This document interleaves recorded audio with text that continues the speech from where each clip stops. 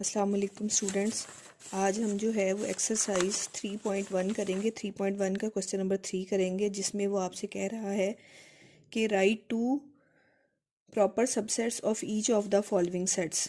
Means हमने किसी भी सेट के सबसेट्स लिखने हैं। अब सबसेट्स बेटे क्या होते हैं कि सबसेट होता है, यहाँ पे वो आपको डेफिनेशन बता रहा है, if every element of set A is an element of set B, कि अगर ए जो है सेट के तमाम एलिमेंट्स बी के भी एलिमेंट्स हों।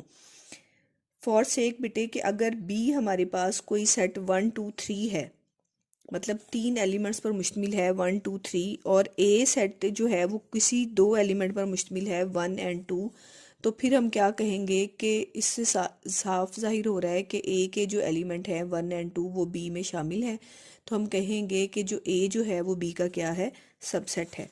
और इसको हम इस तरह जो है वो रिप्रेजेंट करते हैं, A is subset of B. अब हम इसका क्वेश्चन सिंपल मीनिंग में मैं आप लोगों को इसका हल बताऊंगी सिंपलेस्ट वे में। क्वेश्चन नंबर 3 का जो फर्स्ट है वहाँ पे वो ये आपसे कह रहा है ए बी सी। हमने क्या राइट करने हैं, प्रॉपर सबसेट्स। ठीक है बेटे। अब यहाँ पे सबसेट्स आपने कैसे लिखना है कि आप यहाँ पे बताएंगे कि टू सबसेट्स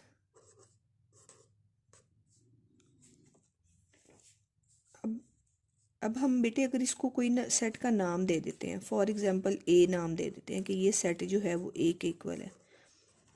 ठीक है, तो फिर हम यहाँ पे क्या लिख देंगे, two subsets of set A is equal to.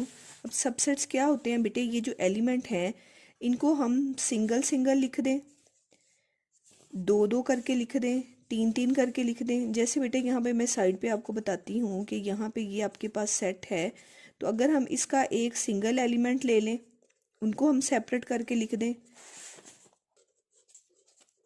या फिर क्या करें, कोई से दो एलिमेंट लिख दें,